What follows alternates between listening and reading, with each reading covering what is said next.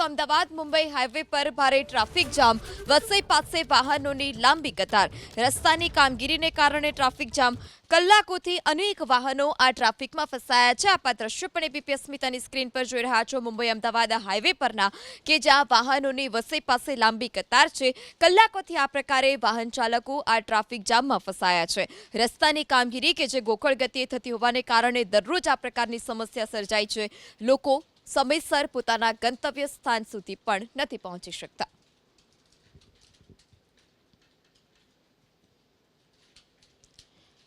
ત્યારે વસઈ પાસેના આ દ્રશ્યો કે જ્યાં ભારે ટ્રાફિક જામ છે, થપ્પે થપ્પા વાહનોના આ પ્રકારે હાઈવે પર જોવા મળ્યા કે જ્યાં વાહનોની વસઈ પાસે લાંબી કતાર છે.